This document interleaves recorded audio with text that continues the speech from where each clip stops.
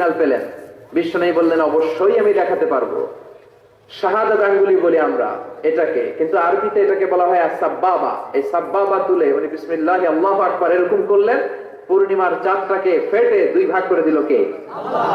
একটা চলে গেল জাবালে আবু কুবাইস, সাফা পাহাড়ের উপরে যে অংশটা। জাবালে আবু কুবাইস আউয়ালু জাবাল ফিল আলাম, পৃথিবীর প্রথম পাহাড়। এই পাহাড় থেকে অন্যান্য মাউন্টেন রেঞ্জ, এই যে আলাস্কা পর্বতমালা, তারপর মাউন্ট এভারেস্ট, আল্পস পর্বতমালা, তারপর তুরে সাইনা, এই যে সিলসিলাতুল জিবাল, এই সব পাহাড়ি রেঞ্জ গুলো এই আবু কুবাইস থেকে গোটা বিশ্বে ছড়িয়ে দিয়েছে কে? আল্লাহ। চাঁদের এক খণ্ড চলে গেল আবু কুবাইসে, আরেক খণ্ড চলে গেল জাবাল কায়কানের ভেতরে। মক্কার লোকেরা দেখে তো অবাক, কি আজীব তামাশা, চাঁদকে দুই ভাগ করে ফেললো, আবার এই চাঁদকে মিলিয়ে দিল। বিশ্বনবীর এই চমৎকার মুআজিজা দেখে হাজার হাজার মক্কার লোকেরা কালিমা পড়ে মুসলমান হয়ে গেল। এই চাঁদের মধ্যে প্রথমে নেমেছিল নীল আর্মস্ট্রং। কি নাম? মহাকাশে যাওয়ার আগে তার আগে কুকুর পাঠিয়েছিল একটা, নাম হচ্ছে কি? লাইকা। লাইকা নামে একটা কুকুর পাঠিয়েছে, যে মরলে আগে কুত্তায় মরুক, আমরা বেঁচে থাকি, ঠিক কিনা? নাসার বিজ্ঞানীরা আগে কুকুর পাঠিয়েছে, পাঠানোর পরে দেখেন আসে বেঁচে থাকে না। কারণ আপনি মাধ্যাকর্ষণ শক্তির বাইরে গেলে ওখানে কোনো বাতাস নাই, ওখানে কোনো আওয়াজ নাই, ওখানে কোনো অক্সিজেন নাই, বাঁচার পরিবেশও নাই। চিল্লায় বলেন ঠিক কিনা? তারপর গেল ভ্যালেন্টিনা তেরেস্কোভা, প্রথম নভোচারী। এদের সাহসের এই ধারাবাহিকতায় 1969-এ অ্যাপোলো 11 নামে একটা স্পেস শাটল দিয়ে নাসার সেই স্টেশন থেকে নীল আর্মস্ট্রং, এডউইন অলড্রিন আর মাইকেল কলিন্স তিন বন্ধু মিলে একটা স্পেস শাটল দিয়ে চলে গেল চাঁদে। চাঁদে তারা নামলো, দীর্ঘ সফর, প্রচন্ড ক্ষুধা, খাওয়ার কিছু নাই, পকেটে ছিল চকলেট, চকলেট তারা খেলো। ইউনাইটেড স্টেটস অফ আমেরিকার পতাকা তারা সেখানে গেড়ে দিল। নীল আর্মস্ট্রং খেয়াল করে দেখে চাঁদের এই মাথা থেকে ওই মাথার মাঝখানটাতে ফাটা। ফাটিয়েছে কে? আল্লাহ। চিল্লায় বলেন কে? আল্লাহ। সে পরবর্তীতে পৃথিবীতে এসে বিশ্বনবীর বায়োগ্রাফি করে জানতে পেরেছে এটা বিশ্বনবী আঙ্গুলের ইশারায় ফাটিয়েছিলেন। পড়েন আল্লাহু আকবার। আবার চাঁদের মধ্যে সে একটা মিউজিক শুনতে পেল। কি শুনতে পেল? চমৎকার একটা মিউজিক। কিন্তু পৃথিবীতে এসে কোথাও এই মিউজিক সে পায় না, কোথাও এই মিউজিকের ক্যাসেট অ্যালবাম খুঁজে পায় না। আমেরিকার একটা প্রেয়ার হলের পাশ দিয়ে সে হেঁটে যাচ্ছে, হঠাৎ দেখে ওই মসজিদের ভেতর থেকে ওই মিউজিকটা বাজে যেটা সে চাঁদে শুনেছে। মসজিদে ঢুকে দেখে একজন লোক কানের মধ্যে দুই হাত দিয়ে এই মিউজিকটা বাজায়। আসলে এটা কি মিউজিক না আজান? চিল্লায় বলেন মিউজিক না আজান? সে ভিতরে ঢুকে মুয়াজ্জিনরে বলে, তুমি এত বড় সিঙ্গার, এত বড় মিউজিশিয়ান, তোমার গান, তোমার মিউজিক চাঁদেও বাজে, কি এটা? সে বললো, এটা গান নয়, এটা মিউজিক নয়, এটা হচ্ছে আজান। চিল্লায় বলেন ঠিক কিনা? সে আজানের ধ্বনি আজও আছে না নাই? কিন্তু এক দলের আজানের ধ্বনি ভালো লাগে না, এরকমও আছে না নাই? কোরআন ভাল লাগে না, আছে না নাই? ইসলাম ভাল লাগে না, আছে না নাই? বিশ্বনবীকে গালি দেয়, এরকম আছে না নাই? বিশ্বনবী গোটা বিশ্বকে শিখিয়েছে সভ্যতা, সংস্কৃতি, সিভিলাইজেশন। এই মহান মানুষটিকে যারা গালি দেয় এরা মানুষ নয়, এরা পশু, এরা পিতৃ পরিচয়হীন জারদ সন্তান। চিল্লায় বলেন ঠিক কিনা? আপনি ব্রিটিশ মিউজিয়ামে যদি ঢুকেন দেখবেন সাদা পাথরের ফলকে লেখা, as a father, as a teacher, as a law giver, as a law maker, as a reformer of the society, Muhammad is the superman of the world. চিল্লায় বলেন আল্লাহু আকবার। স্বামী হিসেবে, পিতা হিসেবে, নেতা হিসেবে, সমাজ সংস্কারক হিসেবে মুহাম্মদ হচ্ছে এই পৃথিবীর একজন সুপারম্যান। এজন্য বিশ্বনবীকে যারা গালি দেয় এরা মানুষের কাতারে পড়তে পারে না। চিল্লায় বলেন ঠিক কিনা? আল্লাহ এদেরকে হেদায়েত দান করুক, আমরা পড়ি আমিন। আর জোরে পড়েন আমিন। আমরা শুরুতেই 3টা তাকবীর দিব, তাকবীর দিয়ে আমরা সংক্ষিপ্ত আলোচনা শুরু করে দিব। পড়েন ইনশাআল্লাহ। আমি বেশি সময় কথা বলবো না, অল্প কয়েক মিনিট কথা বলবো। আমার আগে হযরতুল আল্লাহ নজির আহমদ সাহেব চমৎকার কথা বলেছেন, আর আমি অত্যন্ত ক্লান্ত। গতকাল আমার প্রোগ্রাম ছিল রাজশাহীতে। গত রাতে প্রোগ্রাম শেষে গাড়িতে বসেছি, বাসায় এসেছি বিকালে। বিকালে এসে গোসল করে খেয়ে কিছুক্ষণ রেস্ট নিতে না নিতে সেক্রেটারি আবার চলে আসছে গাড়ি নিয়ে, যে আরেক প্রোগ্রামে যেতে হবে। এজন্য আপনারা যদি মেহেরবানি করে এখন যেমনি চুপ আছেন, এখন যেমনি আমার কথায় সাড়া দিচ্ছেন, আমি শেষ পর্যন্ত থাকা অবস্থায় এইভাবে যদি এই সাড়া দেওয়ার ধারাবাহিকতা অব্যাহত রাখেন, তাহলে 2 মিনিট কথা আপনাদের সাথে শেয়ার করব। পড়েন ইনশাআল্লাহ, আরো জোরে পড়েন ইনশাআল্লাহ। আমরা 3টা তাকবীর দেই, আসেন ভাগাভাগি করে দেই। শুরুতে দিবেন যারা বিবাহিত আছেন তারা, তারপর দিবেন যারা অবিবাহিত আছেন তারা, তারপরে দিবেন সবাই মিলে। রাগ করতেছেন? দেয়া যাবে না? বিবাহিত কারা কারা আসছেন দেখি? মাশাআল্লাহ, অনেক বিবাহিত, আলহামদুলিল্লাহ। হাত নামান। অবিবাহিত কারা দেখি? তারা তো সংখ্যায় আরো বেশি, মাশাআল্লাহ। ঠিক আছে, ঠিক আছে। শুরুতে বিবাহিতরা তাকবীর দিবে, আমি পড়বো লিল্লাহি তাকবীর, বিবাহিতরা পড়বে আল্লাহু আকবার। শুরুতে বিবাহিতরা রেডি তো? গলা ফাটিয়ে তাকবীর দেওয়া যাবে? শুরুতে বিবাহিতরা দেন লিল্লাহি তাকবীর। মাশাআল্লাহ, অনেক আওয়াজ হয়েছে। এবার অবিবাহিতদের পালা। অবিবাহিতরা রেডি? বিবাহিতদেরকে হারাই দেওয়া যাবে ইনশাআল্লাহ? বলবা না? এবার অবিবাহিতদের পালা, লিল্লাহি তাকবীর। মাশাআল্লাহ, যেমন বলেছে তেমনই করেছে। এবার সবাই মিলে 3টা এক এক তাকবীরে যাতে প্যান্ডেল কেঁপে যায়। লিল্লাহি তাকবীর, লিল্লাহি তাকবীর, লিল্লাহি তাকবীর। আল্লাহ আমাদের তাকবীর গুলোকে কবুল করে নাকি আমরা পড়ি আমিন। আর জোরে পড়েন আমিন। আমি সূরাতুল বাকারার 186 নম্বর আয়াত তেলাওয়াত করেছি। আল্লাহ সেখানে বলছেন, ওয়া ইযা সাআলাকা ইবাদি আন্নী ফাইন্নী কারীব। ও নবী, আমার বান্দারা যখন আমার ব্যাপারে জিজ্ঞেস করে যে আমি কোথায়, আপনি বলে দেন ফাইন্নী কারীব, নিশ্চয়ই আমি কাছে। আল্লাহ কি কাছে না দূরে? আল্লাহ যদি তৌফিক এনায়েত করেন শেষ পর্যন্ত এই আয়াতের আলোকে আপনাদের সাথে কি করে আল্লাহকে ডাকতে হয়, কেমন করে প্রার্থনা করতে হয়, কেমন করে মুনাজাত করতে হয়, সে বিষয়ে কিছু কথা শেয়ার করব ইনশাআল্লাহ। সবাই পড়েন ইনশাআল্লাহ। ওয়া ইযা সাআলাকা ইবাদি, যখন বান্দারা জিজ্ঞেস করে আপনাকে আমার ব্যাপারে, আন্নী ফাইন্নী কারীব, আপনি বলে দেন নিশ্চয়ই আমি কাছে। বুঝা গেল আল্লাহ আমাদের কাছে। চিৎকার করে বলেন আল্লাহ কাছে না দূরে? কাছে না দূরে? ওয়া নাহনু আকরাবু ইলাইহি মিন হাবলিল ওয়ারিদ। আল্লাহ বলছেন হাবলুল ওয়ারিদ, তোমার ঘাড়ের যে রগ আছে এই রগের চেয়েও বেশি কাছে। তুমি তোমার যত কাছে তোমার রগ তার চাইতেও তোমার বেশি কাছে, ঠিক না? এখন এই যে হুজুর আমার কাছে, হুজুরকে দেখা যায় কি যায় না? উনি আমার কাছে, দেখা যায় কি যায় না? আল্লাহ বললেন আমি তোমাদের কাছে, কিন্তু আল্লাহকে কি দেখা যায়? জোরে বলেন। এখন কাছে হলে তো দেখা যাওয়া উচিত ছিল, ঠিক কিনা? কিন্তু আল্লাহকে দেখা যায় না। দেখা যায়? কেউ দেখেছেন? পিছনের কেউ দেখেছেন? কেউ আমরা দেখি নাই। লা তুদরিকুহুল আবসার ওয়া হুয়া ইউদরিকুল আবসার ওয়া হুয়াল লাতীফুল খাবীর। তাকে দেখা যায় না, তাকে ধরা যায় না, তাকে ছোঁয়া যায় না, তাকে না দেখে বিশ্বাস করে নিতে হয়। চিল্লায় বলেন ঠিক কিনা? কেমন করে আপনি তাকে দেখবেন? আপনি তো নিজেকেই দেখেন নাই। আপনি কি আপনার নিজেকে দেখেছেন? আচ্ছা বলেন তো, আপনি কি আপনার চোখ দেখেন আয়নার সাহায্য ছাড়া? এই যে আমি এখন বসে আছি, আমি কি আমার চোখ দেখতে পাই আয়না ছাড়া? আপনারা আমার চোখ দেখতে পান, আমি আপনার চোখ দেখতে পাই, কিন্তু আমরা কি আমাদের চোখ দেখতে পাই? আমরা কি আমাদের পিঠ দেখতে পাই? আয়নার সাহায্য ছাড়া কি পিঠ দেখেছেন? আয়নার সাহায্য নিয়েও তো পিঠ দেখা অনেক কঠিন, ঠিক কিনা? তো আপনি নিজেকেই দেখেন নাই ঠিক মতো, আর নিজের স্রষ্টাকে দুনিয়াতে বসেই দেখতে চান, এটা অসম্ভব। পৃথিবীতে বসে আল্লাহকে দেখা যায় না। আল্লাহকে দেখতে হলে জান্নাতে যাওয়ার দরকার আছে না নাই? এজন্য রব্বুল আলামিন বলেন, গোলাম আমারে দেখা যায় না, আমারে না দেখে বিশ্বাস করতে হয়, কিন্তু দেখা না গেলেও আমি কাছে না দূরে? কাছে না দূরে? নবীদের মধ্যে সবচাইতে জবরদস্ত পয়গম্বর ছিলেন মুসা আলাইহিস সালাম। বড় মেজাজ ওয়ালা নবী, রেগে যেতেন খুব বেশি। থাপ্পড় মেরে একবার ফেরাউনের বাবুর্চিকে মেরে ফেলেছিলেন।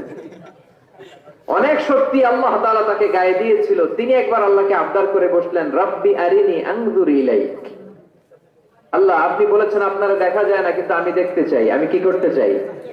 জোরে বলেন। আল্লাহ বললেন, লান তারানি, never you can see me, never you can see me. তুমি আমাকে দেখতে পাবে না, কারণ আমাকে দেখা যায় না। সাইয়েদনা মুসা বললেন আমি দেখতে চাই। আল্লাহ বললেন দেখা যায় না। মুসা বলে দেখতে চাই। আল্লাহ বললেন দেখা যায় না।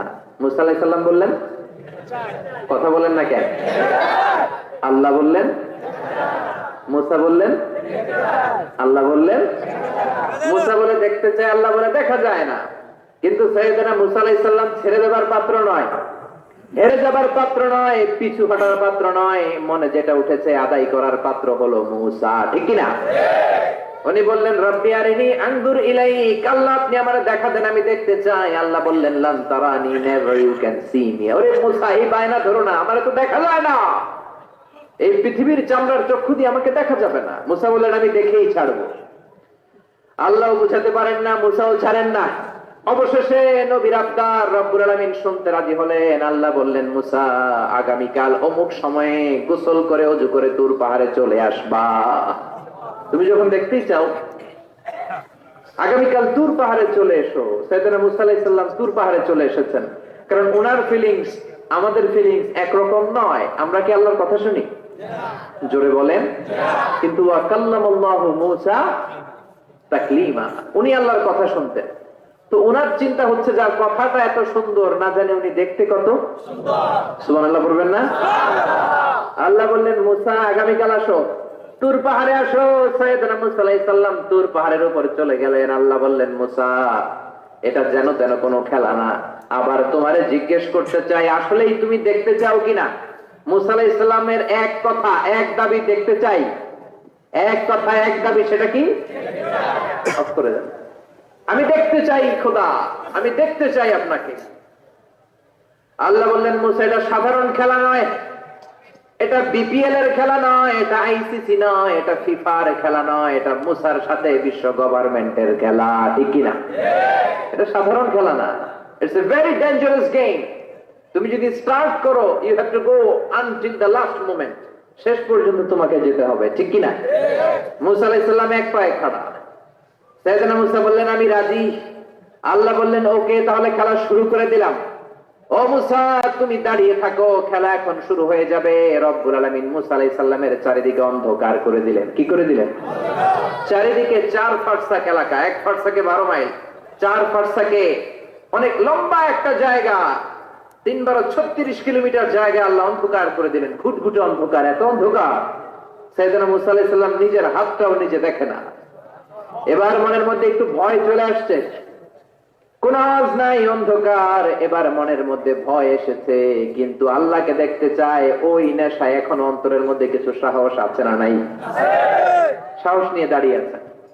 এবার আল্লাহ চারিদিকে আলোকিত করে দিলেন।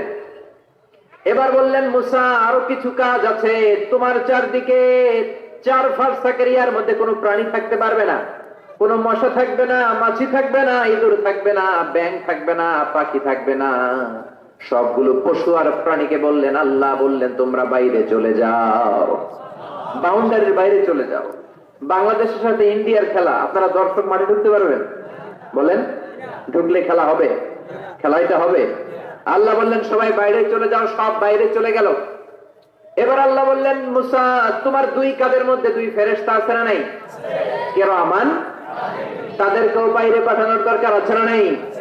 আল্লাহ বললেন তোমরাও 4 দিক থেকে বাউন্ডারি দেয়া এরিয়ার বাইরে তোমরা চলে যাও। এবার রব্বুল আলামিন বললেন আল্লাহর স্পেশাল সিকিউরিটি ফোর্স ফেরেশতাকে তোমরা 4 দিকে বাউন্ডারি দাও। স্পেশাল সিকিউরিটি ফোর্স ফেরেশতা কাঁধের সাথে কাঁধ লাগিয়ে, পায়ের সাথে পা লাগিয়ে 4 দিকে একটা বাউন্ডারি দিলেন। চিল্লায় বলেন আল্লাহু আকবার। এবার সাইয়েদনা জিবরাইলকে আল্লাহ বললেন ও জিবরাইল তুমিও ঢোকার চেষ্টা করো না, তুমিও বাইরে চলে যাও। সুবহানাল্লাহ। সাইয়েদনা জিবরাইল বলে আল্লাহ আমাকে তৈরির পর থেকে, আমাকে রূহ দেওয়ার পর থেকে আজ পর্যন্ত তোমারে আমি দেখি নাই। সিদরাতুল মুনতাহা হলো আমার লাস্ট বর্ডার, ওই বর্ডারে কান লাগিয়ে তুমি যা বলো শুনি, ওই কথাগুলো নবীদের কাছে পৌঁছে দেয়, এটাই আমার ডিউটি। আজ পর্যন্ত আমিও তোমারে দেখি নাই, তোমার নূর এখনো দর্শন লাভ করি নাই, আমিও দেখতে চাই। আমার ভাই মুসার সাথে আমাকেও দেখতে দাও। আল্লাহ বললেন no no, this game is between Musa and me. এটা মুসার সাথে আমার খেলা, তোমার তো খেলা নাই, ঠিক কি না? জিব্রাইল তুমিও বাইরে চলে যাও। সাইয়েদনা জিব্রাইলও বাইরে চলে গেলেন। এবার একেবারে গ্রাউন্ড রেডি, স্টেডিয়াম রেডি, এবার খেলা হবে। খেলা কি হবে? বলেন কি হবে? মুসা আলাইহিস সালাম আর বিশ্ব গভর্নমেন্ট, আল্লাহর সাথে খেলা। আল্লাহ বললেন, মুসা তুমি উপরের দিকে তাকাও। সাইয়েদনা মুসা আলাইহিস সালাম উপরের দিকে তাকালেন, দেখলেন প্রথম আকাশ দেখা যায়, তারপরে দ্বিতীয় আকাশ, তৃতীয় আকাশ, সব দেখতে আরম্ভ করলেন। প্রথম আকাশ, এটা বিশাল একটা area, it's a big space, we can't imagine. এটা কত বড় আমরা কল্পনাও করতে পারি না, বিশাল। এই যে ছোট্ট একটা জায়গায় আমরা কুমিল্লাতে বসে আছি। কুমিল্লা হলো বাংলাদেশের 64 জেলার একটা জেলা। 64 জেলা নিয়ে আমাদের সুজলা সুফলা শস্য শ্যামলা বাংলাদেশ। এই বাংলাদেশ হচ্ছে পৃথিবীর অনেকগুলো দেশের মধ্যে থেকে ছোট্ট একটা দেশ। এক কানাডা বাংলাদেশ থেকে 100 গুণ বড়, এক রাশিয়া বাংলাদেশ থেকে 200 গুণ বড়। এরকম 200টা দেশ নিয়ে এই পৃথিবী, তার মধ্যে দেশগুলো হচ্ছে 30 ভাগ আর সাগর হচ্ছে 70 ভাগ। চিল্লায় বলেন আল্লাহু আকবার। তার মানে এই পৃথিবীর তুলনায় কত ছোট্ট একটা জায়গায় এই সূর্যপুরে আমরা বসে আছি। কত নগণ্য আমি, কত ক্ষুদ্র আমি, কত ছোট্ট আমি, ঠিক কিনা? এই পৃথিবীটা হচ্ছে আমাদের সৌরজগতের অনেকগুলো গ্রহের মধ্যে থেকে ছোট্ট সাইজের একটা গ্রহ। এই যে সূর্যের আলো আমরা প্রতিদিন পাই, যেটার আলো প্রায় 8 মিনিট 20 সেকেন্ড ব্যয় করে আমাদের দিকে আসে, সেকেন্ডে 1,86,000 মাইল বেগে। এই সূর্যটা এত বিশাল পৃথিবীর চাইতে 13 লক্ষ গুণ বড়। আর আসতে বলেন সুবহানাল্লাহ। সূর্যই কি পৃথিবীর সবচাইতে বড় সাইজের তারা? নো, সূর্যের চেয়ে অনেক বড় তারা আছে। ব্যাটেলজিউস নামে একটা তারা আছে, যেই তারাটা, যে সূর্য পৃথিবীর চেয়ে 13 লক্ষ গুণ বড়, ওই ব্যাটেলজিউস তারা সূর্যের চেয়ে 33 কোটি গুণ বড়। তার মানে এই না ব্যাটেলজিউসই পৃথিবীর সবচেয়ে বড় তারা। সূর্যের পরে পৃথিবীর সবচেয়ে কাছের তারার নাম হচ্ছে প্রক্সিমা সেন্টরাই, তারপরে আলফা সেন্টরাই এ, আলফা সেন্টরাই বি, এটা ক্যারিনা, ব্যাটেলজিউস, এরকম করতে করতে এক একটা তারা বিশাল বড়। এই সবগুলো তারা মিলে আমাদের গ্যালাক্সি। আমাদের গ্যালাক্সিতে অনেকগুলো তারা। আমাদের গ্যালাক্সির নাম হচ্ছে মিল্কি ওয়ে। এর মানে এই নয় মহাবিশ্বে মাত্র একটা গ্যালাক্সি। বিজ্ঞানীদের ধারণা প্রথম আকাশের নিচে প্রায় 400 বিলিয়ন গ্যালাক্সি রয়েছে। চিল্লায় পড়ে আল্লাহু আকবার। এরকম হাজারো গ্যালাক্সি নিয়ে আমাদের ইউনিভার্স, এরকম হাজারো ইউনিভার্স গোটা বিশ্বে আছে না নাই? এই সবগুলোকে প্রথম আসমানের নিচে রেখে আসমানটাকে সুশোভিত করেছে কে? সাইয়েদনা মুসা আলাইহিস সালাম প্রথম আসমানের দিকে তাকালেন, ওনার চোখের পাওয়ার বাড়িয়ে দিল কে? উনি এই গ্যালাক্সি দেখতে আরম্ভ করলেন, ব্ল্যাক হোল দেখতে আরম্ভ করলেন, ইউনিভার্স গুলো দেখতে আরম্ভ করলেন। ডিফারেন্ট ল অফ নেচার নিয়ে যত ইউনিভার্স আছে তিনি দেখলেন। তারপরে দ্বিতীয় আকাশ, একটার চাইতে আরেকটা বড়, একটার চেয়ে আরেকটা বড়। আমরা কিন্তু প্রথম আকাশ দেখি না। নাসার বিজ্ঞানীরা আজীবন গবেষণা করেও প্রথম আকাশের নাগালে যেতে পারবে না। তারা যেখানে যায় এটা হচ্ছে প্রথম আকাশের মহাশূন্য। এটা কি? প্রথম আকাশের মহাশূন্য, তারপরে প্রথম আকাশ, তারপরে দ্বিতীয় আকাশের মহাশূন্য, তারপরে দ্বিতীয় আকাশ, তারপরে তৃতীয় আকাশের মহাশূন্য, তারপর তৃতীয় আকাশ। একটার চাইতে আরেকটা বড়। কত বড়? বিশ্বনবী বললেন তোমার হাতের আংটিটা, কোনটা? আংটিটা যদি সাহারা মরুভূমিতে ফেলে দাও, তাহলে সাহারা মরুভূমির তুলনায় তোমার আংটি যত ছোট, আল্লাহর দ্বিতীয় আকাশের তুলনায় আল্লাহর প্রথম আকাশটা ঠিক তত ছোট। এভাবে তৃতীয় আকাশ আরো বড়, চতুর্থ আকাশ আরো বড়। সাইয়েদনা মুসা আলাইহিস সালাম দেখলেন, 7 আকাশ দেখলেন। তারপরে তিনি দেখলেন সিদরাতুল মুনতাহা দেখা যায়। সেখান থেকে দেখলেন 4টা ঝর্ণা, 4টা নদী, 2টা জান্নাতে ঢুকেছে, 2টা নদী সিদরাতুল মুনতাহা থেকে দুনিয়ায় এসেছে। একটা নদীর নাম হলো মিশরের নীল নদী, আর একটা হলো ইরাকের দজলা নদী। সুবহানাল্লাহ। তারপরে নজর করে তাকালেন, সেখানে দেখলেন তিনি কোরআনের বাড়ি দেখা যায়। বাল হুয়া কুরআনুম মাজিদুন ফি লাওহিম মাহফুজ। নাম শুনেছেন? লাওহে মাহফুজ কার বাড়ি? কোরআনের বাড়ি। লাওহে মাহফুজ কার বাড়ি? নজর করে দেখে কোরআনের বাড়ি দেখা যায়। সাইয়েদনা মুসা আলাইহিস সালামের চোখের পাওয়ারকে বাড়িয়ে দিয়েছে কে? আল্লাহ। ওনার চোখের মেকানিজম, মেগাপিক্সেলকে প্রখর করে দিয়েছে কে? আল্লাহ। তারপরে নজর করে দেখলেন বাইতুল মামুর দেখা যায়, যেই বাইতুল মামুর হলো ফেরেশতাদের কিবলা। আমরা হজে গেলে, উমরায় গেলে আল্লাহর ঘরকে সেন্টারে রেখে চারদিকে তাওয়াফ করি, লাব্বাইক আল্লাহুম্মা লাব্বাইক বলে আল্লাহরে ডাকি। ফেরেশতারা এই কাবার চারদিকে তাওয়াফ করে না, তাদের জন্য আরেকটা ঘর, আল্লাহর বানানো আরেকটা ঘর 7 আকাশের উপর আছে না নেই? সেটার নাম হচ্ছে আল বাইতুল মামুর। সব ফেরেশতারা সেখানে তাওয়াফ করে, একবার করে ঢুকে 70,000 জন, একবার যারা ঢুকার চান্স পায় কিয়ামত পর্যন্ত দ্বিতীয়বার চান্স তার কপালে জুটবে না। কোন সুবহানাল্লাহ। তারপরে তিনি নজর করে দেখলেন আরশ দেখা যায়, কুরসি দেখা যায়, তারপরে নজর করে সাইয়েদনা মুসা আলাইহিস সালাম দেখলেন আল্লাহর 70,000 নূরের পর্দা দেখা যায়, 70,000 নূরের পর্দা দেখা যায়। সেখান থেকে আল্লাহ গায়বী আওয়াজ দিয়ে বললেন, মুসা লাস্ট ডেস্টিনেশনে চলে এসেছো, একেবারে ফাইনাল গেট, এই গেটের পরে আর ফিরে যাওয়ার কোনো জায়গা নাই। শেষবারের মতো জিজ্ঞেস করি, খেলা কি চলবে নাকি থামিয়ে দেব? সাইয়েদনা মুসা বলে চলবে। সাইয়েদনা মুসা বললেন কি চলবে? কি সাহস না, কি শক্তি ওনার, কি মেধা ওনার, কি কিউরিসিটি ওনার, কি অদম্য আগ্রহ না। উনি বললেন খেলা চলবে, এত দূর এসেছি, পিছনে ফিরে তাকানোর মানুষ আমি নই, ঠিক না? আল্লাহ বললেন মুসা তাহলে ঠিক আছে, খেলা শুরু হয়ে যাবে, একটু শক্ত হয়ে দাঁড়াও। সুবহানাল্লাহ পড়েন। এই প্রথম আল্লাহ তার নূরের তাজাল্লির ফোকাস পৃথিবীতে ঢেলে দিবেন, এর আগে পড়ে নাই। আল্লাহু আকবার। সাইয়েদনা মুসা আলাইহিস সালাম শক্ত হয়ে দাঁড়ালেন। ফালাম্মা তাজাল্লা রাব্বুহু জাআলাহু দাক্কাও ওয়া খাররা মুসা সাইকা। ফালাম্মা তাজাল্লা রাব্বুহু লিল জাবাল, আল্লাহ বললেন মুসা তবে একটা কথা শুনে রাখো, এত দুর্বল করে তোমাদের বানিয়েছি, ওয়া খুলিকাল ইনসানু দাঈফা, মানুষ কি সবল নাকি দুর্বল? সবল না দুর্বল? দুইবার পাতলা পায়খানা হইলে চেহারার দিকে আর তাকানো যায় না, ঠিক কিনা? আজকের জান্নাতুন নাঈম এপ্রিল বিশ্ব সুন্দরী, 20 বছর পরে বিশ্ব পেতনিও না, ঠিক কিনা? অসুস্থ হলে মানুষ দুর্বল হয়ে যায়, বিপদ আসলে মানুষ কাবু হয়ে যায়, বয়সের ভারে মানুষের চামড়াগুলো ঝুলে যায়। মানুষ কি সবল নাকি দুর্বল? জোরে বলেন, সবল নাকি দুর্বল? ও মুসা শক্ত হয়ে দাঁড়াও, 70,000 নূরের পর্দার সবগুলো দেখাবো না, কতটুকু দেখাবে? মুফাসসিরিন ইকরাম হয়রান হয়ে গিয়েছেন, কি বলবেন এই তাফসীরের ব্যাখ্যায়। কেউ কেউ বলেছেন আল্লাহ তাআলা 70,000 নূরের পর্দার সবগুলো উঠায়নি, 70,000 নূরের পর্দার সবচেয়ে সামনের ছোট্ট যে পর্দাটা তার সামান্য একটু উঠিয়েছেন। ফালাম্মা তাজাল্লা রাব্বুহু, কতটুকু তাজাল্লি দিয়েছেন নূরের তাজাল্লি? কোন কোন মুফাসসিরিন ইকরাম বলেছেন একটা গরুর নাকের ছিদ্র যতটুকু ততটুকু। কোন কোন মুফাসসির বলেছেন না না, এটা তো অনেক বেশি, মিসলা উনমুলাতিল খিনসার, এই আঙ্গুলটার নাম হচ্ছে খিনসার। কি নাম? এটার নাম ইবহাম, এটার নাম সাব্বাবা, এটা বুসতা, এটা বিংসার, এটা সিংসার। বলেন ইবহাম, কথা বলে না। ইবহাম, সাব্বাবা, বুসতা, বিংসার, খিনসার, এই পাঁচটা আরবি হাতের আঙ্গুলের আরবি নাম শিখে গেলেন। এই যে মিসলা উনমুলাতিল খিনসার, ছোট্ট আঙ্গুলের সামনে যতটুকু জায়গা, এতটুকু জায়গা আল্লাহ প্রথম পর্দাটার ফোকাস দিয়েছেন। কেউ কেউ বলে না এত বেশি নয়, একটা সুইয়ের পেছনে সুতা ঢুকানোর জন্য যতটুকু জায়গা দরকার ততটুকু নূরের ফোকাস দিয়েছে।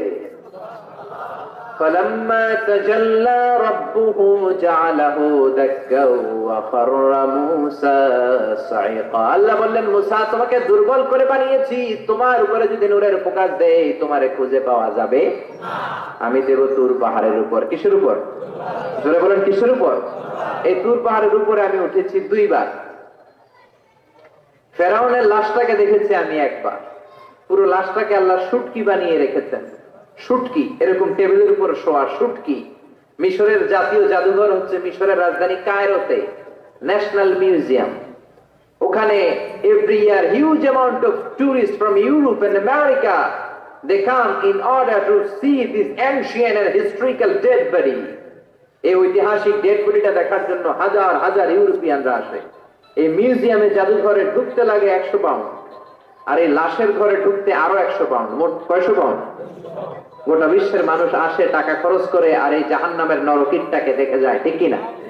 আমি দেখেছি ফ্রি, কোনো টাকা লাগে না, যেহেতু আল-আজহারের কার্ড ছিল, ফ্রিতে ঢুকেছি। সেকেন্ড ফ্লোরে রয়্যাল মমিস চেম্বারের ভিতরে স্পেশাল সিকিউরিটি গার্ড দিয়ে আলো আধারের আবছা আবছা একটা অন্ধকার রুমের ভিতরে তার লাশটা রাখা। ফেরাউনের লাশ। কার লাশ? তার লাশ ছাড়াও আরো অনেকগুলো লাশ সেখানে আছে, কিন্তু বাকিগুলো রাখতে -35 থেকে 40 ডিগ্রি নন ফ্রস্ট, যারা বুঝেন যারা ফ্রিজ ইউজ করেন, কিছু আছে নন ফ্রস্ট, শুধু বরফ হবে, যে জিনিসটা মাছ রাখলে মাছটা বরফ হবে কিন্তু আশেপাশে আইস জমবে না, এটার বলে non frost. Minus non frost 35 to 40 degree সেলসিয়াসে অন্য লাশগুলো রাখতে হয়, কিন্তু ফেরাউনের লাশটা -0 ডিগ্রিতে কিয়ামত পর্যন্ত সঠিক এবং শুদ্ধ এবং চমৎকার থেকে যাবে। চিল্লায় বলেন আল্লাহু আকবার। কারণ ফেরাউনের লাশটাকে সংরক্ষণের দায়িত্ব নিয়েছে কে? এই তুর পাহাড়ে আমরা উঠেছি মধ্যরাতে, কারণ বাংলাদেশের পাহাড়গুলো মাটির পাহাড়। আপনি খাগড়াছড়িতে যান, আপনি বান্দরবান যান, আপনি ময়মনসিংহের গারো পাহাড়ে যান, আমাদের পাহাড় কি মাটির না পাথরের? আর সৌদি আরব মিশরের পাহাড়গুলো কি মাটির না পাথরের? পাথরের। পাথরের পাহাড়ে যখন সানশাইন, সূর্যের আলো লাগে, 2-3 ঘন্টায় সূর্যের তাপে পাথরগুলো গরম হয়ে যায়। এজন্য আমরা মাঝরাতে উঠলাম, 120 জন। আমরাও যাচ্ছি, ইহুদিরাও যাচ্ছে, খ্রিস্টানরাও যাচ্ছে। মিশরে যাওয়ার আগে আমি জিউস কমিউনিটি দেখি নাই, ইহুদি দেখি নাই, ওই প্রথম ইহুদি দেখলাম। একসাথে উঠলাম।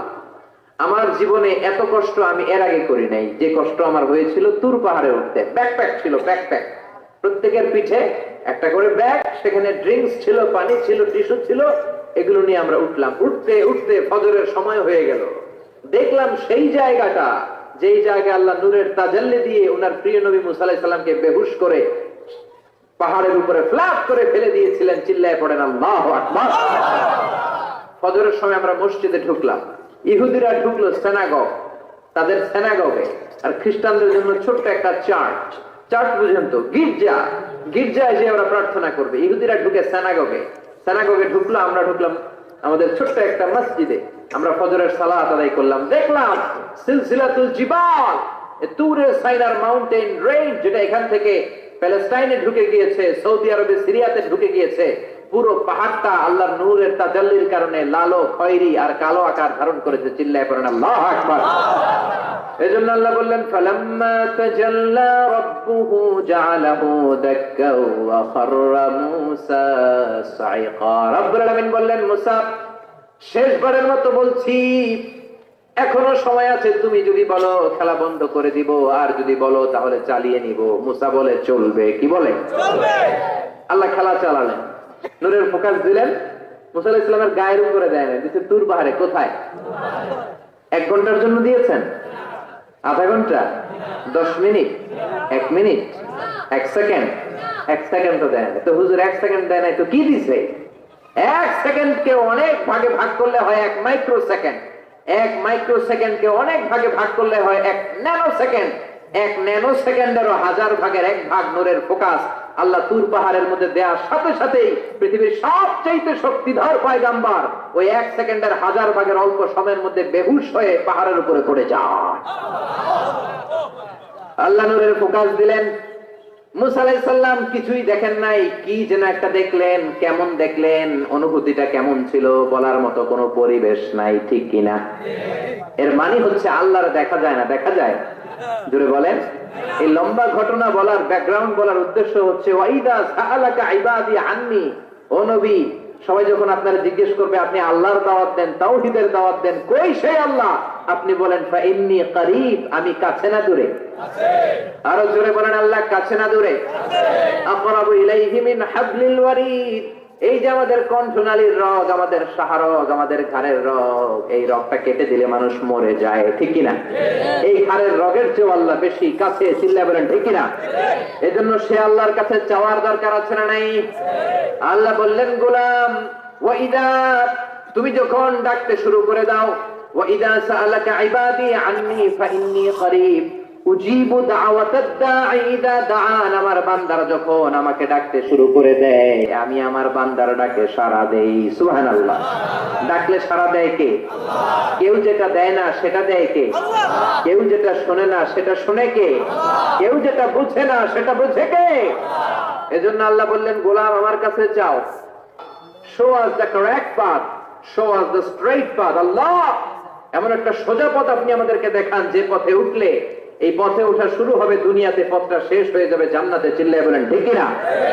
এজন্য দোয়া হলো আমাদের হাতিয়ার। অস্ত্র, রাইফেল, বন্দুক, ড্রোন, শুধু এগুলোই আমাদের হাতিয়ার নয়। দোয়াও আমাদের হাতিয়ার। জোরে বলেন ঠিক কিনা? সব কিছুর দৌরাত্ম খবরদারি যেখানে শেষ, মুমিনের দোয়ার কারিশমা সেখান থেকে শুরু। কথা বুঝতে পেরেছেন? সবকিছুর দৌরাত্ম যেখানে শেষ, মুমিনের দোয়ার কারিশমা সেখান থেকে শুরু। চিল্লায় বলেন ঠিক কিনা? এজন্য বিশ্বনবী বললেন, দুআউ সিলাহুল মুমিন, দোয়া হচ্ছে মুমিনের অস্ত্র। আপনি যদি মিসাইল হামলা করেন, ড্রোন ক্ষেপণাস্ত্র হামলা করেন, ওই ড্রোন যেমনি লক্ষ্য বস্তুর মধ্যে যে আঘাত করবে, দোয়ার মতো দোয়া করতে জানলে আপনার দোয়াও যে আপনার অভিষ্ট লক্ষ্যে পৌঁছে যাবে। ঠিক কিনা? অনেকে বলে, হুজুর অনেক দোয়া করি, আমার দোয়া কবুল হয় না, এরকম একটা অভিযোগ আছে না নেই? জোরে বলেন। অনেকে আমাদের কাছে বলে, হুজুর একটা পেরেশানিতে আছি, একটু ঝামেলায় আছি, বিপদে আছি, 2 বছর ধরে মসজিদে চোখের পানি ছেড়ে দোয়া করলাম, কিন্তু দোয়া তো কবুল হয় না, আমার আল্লাহ আমার কথা শোনে না। এরকম অভিযোগ আছে না নাই? এর কারণ দোয়াটা সিনসিয়ারলি হয় নাই, আন্তরিকতার সাথে হয় নাই, মনোযোগ দিয়ে হয় নাই। সিনসিয়ার দোয়া এটা অনেক পাওয়ারফুল, অনেক শক্তিশালী, এটা কখনো মিস হতে পারে না। চিল্লায় বলেন ঠিক কিনা? বিশ্বনবী বললেন, দোয়া এত পাওয়ারফুলি, আত-তাকদীরু লা ইয়ারুদ্দু ইল্লা বিদ-দুআ, মানুষের তাকদীরের কোনো চেঞ্জ নাই, কোনো পরিবর্তন নাই, কিন্তু তাকদীরের যদি কোনো কিছু চেঞ্জ হয়ে যায় সেটা হলে দোয়ার মাধ্যমে হয়ে থাকে। সুবহানাল্লাহ। দোয়া আপনার তাকদীরকেও চেঞ্জ করে দিতে পারে। চিল্লায় বলেন ঠিক কিনা? এই দুনিয়ার মানুষগুলোর কাছে বেশি বেশি চাইলে খুশি হয় না রাগ হয়? জোরে বলেন। আপনার কাছে যদি আমি 500 টাকার জন্য আজকে যাই, 500 টাকা দেন, মিজানুর রহমান আজহারি হুজুর আসতে, না দিলে কেমন টাকা দিয়ে দিলেন, কালকে তাও দিলেন, তারপরের দিন দিবেন, হ্যাঁ দেখ কাম নাই আমার টাকা দিবেন না, এরপরের দিন 200, এরপরের দিন 100, এরপরের দিন লাড়ি লয়ে দৌড়াইবেন। ঠিক কিনা? এটা দুনিয়ার মানুষের রীতিনীতি। বারবার একটা বিষয় নিয়ে আসলে আমরা রেগে যাই, আমরা অপছন্দ করি, কিন্তু আল্লাহর নীতি উল্টা। আল্লাহর কাছে বারবার চাইলে আল্লাহ খুশি হয়। ঠিক কিনা? তিরমিজির বর্ণনায় বিশ্বনবী বললেন, ইন্নাহু মান লাম ইয়াসআলিল্লাহ ইয়াগদাব আলাইহি, যে ব্যক্তি আল্লাহর কাছে চায় না আল্লাহ তারে পছন্দ করে না। সুবহানাল্লাহ। আর যে ব্যক্তি আল্লাহর কাছে চায় তারে আল্লাহ পছন্দ করে। ঠিক কিনা? এজন্য চাইতে রাজি আছেন? দোয়া করতে রাজি আছেন? কার কাছে করবেন? নাকি ছোট হুজুরের কাছে, বড় হুজুরের কাছে, দাদা হুজুরের কাছে, ল্যাংটা বাবার কাছে, খাজা বাবার কাছে, দুর্গায় যে, দরগায় যে, কোথাও যে কিছু আমরা চাইবো না, চাইবো একজনের কাছে। তিনি কে? কারণ তার কাছে আমরা যাই চাই, তিনি বলে যাও, দিয়ে দিলাম, যাও নিয়ে যাও, ইয়েস দেব, আমি দেব, আমি দেব। তিনি সব সময় বলে আমি দেব, তিনি সব সময় বলে ইয়েস, নো এটা তিনি বলে না। আল্লাহ ডিকশনারিতে নো নাই, কি নাই? আপনি যখনই চাইবেন আল্লাহ বলে ইয়েস দেব, তাহলে বলবেন হুজুর এত কিছু চাইলাম দিল না কেন? আপনার মন মতো দিবে না, আল্লাহর দেওয়ার একটা ক্যাটাগরি আর সিস্টেম আছে না নাই? আল্লাহ 3 ক্যাটাগরিতে দেয়। কয় ক্যাটাগরিতে? 3 ক্যাটাগরি। ক্যাটাগরি নাম্বার 1, আপনি চোখের পানি ছেড়ে আল্লাহর কাছে কিছু চাইলেন, আল্লাহ বলে দেব, ইয়েস। কি বলে? কারণ আল্লাহর কাছে তো নো নাই, কি নাই? না বলে না, চাইলে আল্লাহ না করতে জানে না, আল্লাহ বলে ইয়েস দেব, দিয়ে দেয়, আমরা খুশি হয়ে যাই, আমরা নাচতে শুরু করি। ঠিক কিনা? Category number 1। শুনতেছেন না বোধহয়? কষ্ট হচ্ছে নাকি মুনাজাত দিয়ে দিব? শুনবেন আরো কয়েক মিনিট। ক্যাটাগরি নাম্বার 1, চাইলাম দিয়ে দিল, ইয়েস। এবার ক্যাটাগরি নাম্বার 2, চোখের পানি ছেড়ে একটা কিছু চাইলাম, তখনও বলে ইয়েস। কি বলে? কারণ ওনার কাছে তো নো নাই, কি নাই? আল্লাহ বলে ইয়েস দেব, তবে এখন না, পরে দেব। কখন দিলে আমার জন্য ভালো, আমার চেয়েও ভালো জানে কে? কখন দিলে আমার জন্য ভালো, আমার চেয়েও ভালো জানে কে? আল্লাহ বলে এখন দিলে ভালো হবে না, তোর চেয়ে আমি ভালো জানি, যখন দিলে তোর জন্য ভালো হয় তখন দিয়ে দেব। সুবহানাল্লাহ।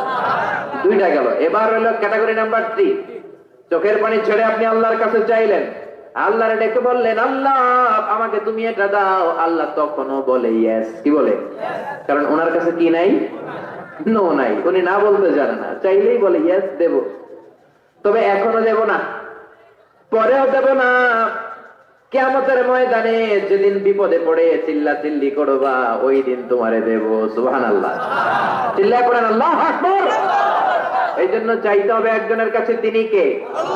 সব নবীরা বিপদে পড়ে চেয়েছেন কার কাছে? সাইয়েদনা আদম আলাইহিস সালাম না বুঝে শয়তানের ওয়াসওয়াসায় পড়ে ছোট্ট একটা ভুল করলেন, কেঁদে কেঁদে মুনাজাত করলেন কার কাছে?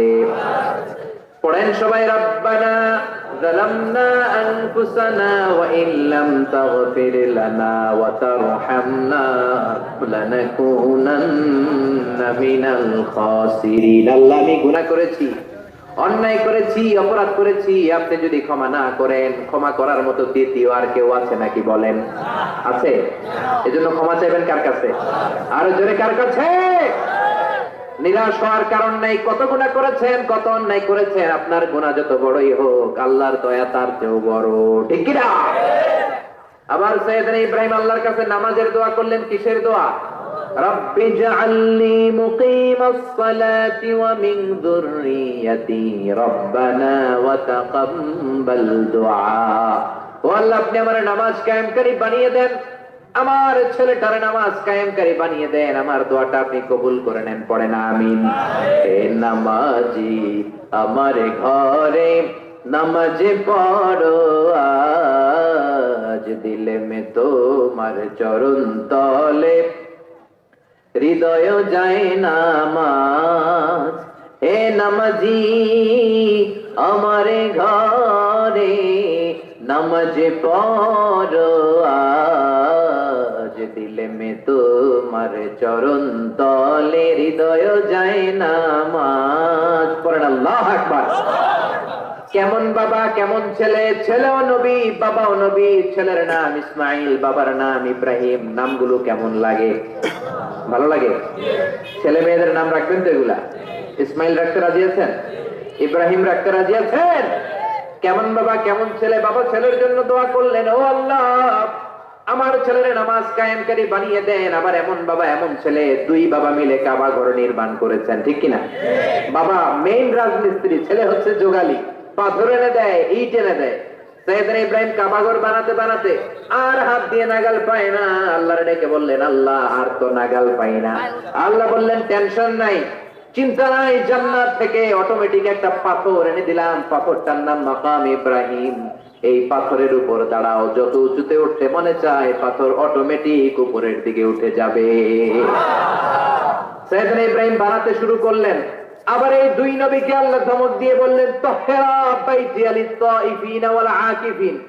ও ইসমাঈল, ও ইব্রাহিম, আমার ইবাদতকারী বান্দাদের জন্য, আমার হাজী সাহেবানদের জন্য, উমরাকারীদের জন্য বাপ বেটা মিলে ঝাড়ু নিয়ে কাবা ঘরকে ঝাড়ু দিতে শুরু করে দাও। সুবহানাল্লাহ। মসজিদেরি ঝাড়ু বারদার ও কামারে হাত শোনো আমার মুনাজাত, শোনো শোনো ইয়া ইলাহি আমার মুনাজাত, শোনো আমার মুনাজাত। করেন আমিন। কত বড় হৃদয়ের মানুষ ছিল নবী, নবীদের বাবা আবুল আম্বিয়া খলিলুল্লাহ ইব্রাহিম আর তার ছেলে ইসমাইল, তারা মসজিদ ঝাড়ু দিয়েছে। আমরা মসজিদ পরিষ্কার করতে চাই না, এরকম আছে না নাই? একদল আছে মসজিদে ঢুকাই বালু দেখলে মুয়াজ্জিন সাহেব রে খুঁজে, আছে না নাই? মুয়াজ্জিন সাহেব কোথায়? ইমাম কই? বালু কেন? টিকটিকির পায়খানা কেন? আপনি আছিলেন কই মিয়া? আপনি ঝাড়ু দেন, আপনি পরিষ্কার করেন। নবী হয়ে তারা কাবা ঝাড়ু দিতে পারে, মসজিদ পরিষ্কার করতে পারে, আপনি কোন সলিমতি আর কলিমতি, ঠিক না? এজন্য মনে অনেক জ্বালা যন্ত্রণা, দোয়া করেন কবুল হয় না, মনে অনেক ব্যথা। আপনার ব্যথা যদি দূর করতে চান, এলাকার মসজিদ গুলারে পরিষ্কার করেন, মসজিদ যে ঝাড়ু দিয়ে দেন, আপনার মনের জ্বালা মিটিয়ে দিবে কে? আবার সাইয়েদনা ইউনূস আলাইহিস সালাম দোয়া করলেন, লা ইলাহা ইল্লা আনতা সুবহানাকা ইন্নী কুনতু মিনাল যালিমিন। বিপদে পড়েছেন, পড়ে এই দোয়া করেছেন। যত বিপদে পড়েন এই দোয়া করবেন। রাস্তায় অ্যাক্সিডেন্ট, এই দোয়া পড়েন। পেটে ব্যথা, এই দোয়া পড়েন। জেলের শিকার হয়েছেন, জুলুমের শিকার, এই দোয়া পড়েন। আমাদের বাংলাদেশে ঠেডা বললে এই দোয়া পড়ে, ঠিক কিনা? তুফান হইলে, থান্ডার, বজ্রপাত হলে, দাদি নানীদের কাছে শুনছি এটা পড়ে। এটা শুধু তুফান হইলে পড়বেন না, এটা সব সময় পড়বেন, ঠিক কিনা? এটা বিপদে পড়ার দোয়া। 1971 সালে পাকিস্তানি মিলিটারি বাহিনী আমাদের বাংলাদেশিদের উপর অনেক অত্যাচার করত। তারা জানতে চাইতো আমরা মুসলিম কিনা, মুসলিম হলে তারা ছেড়ে দিত, হিন্দু হলে আক্রমণ করতো, আছে না নাই? তারা দেখলেই জিজ্ঞেস করতো সালে তুম মুসলিমা আর হিন্দু, তুই মুসলমান না হিন্দু? অনেক মুসলমানও তখন বাঁচার জন্য কালেমা শিখে নিস। এক বাঙালি মুসলমানরা এক পাকিস্তানি মিলিটারি বাহিনী 71 সালে ধরছে, বেটা বল মুসলিম আর হিন্দু, তুই মুসলমান নাকি হিন্দু? বাঙালি কয় হাম মুসলিম, আমি মুসলিম। পাকিস্তানি বাহিনী বলে সালে কালিমা বাতাও, তাহলে কালিমা বল। বাঙালি কয় লা ইলাহা ইল্লা আনতা সুবহানাকা ইন্নী কুনতু মিনাজ জালিমিন। पाकिस्तानी कहे साले ये तो मुसीबत का कलिमा है, बंगाली कहे हम तो भी मुसीबत में है। पाकिस्तानी बोले बेटा এটা তো মুসিবতের কালিমা, বাঙালি কয় আমি তো কম মুসিবতে নাই। পিস্তল ধরে তুমি আমার কালিমা জিজ্ঞেস করো কোনটা বলতে যায় কোনটা বলি, আমার তো হুঁশ নাই, ঠিক কিনা?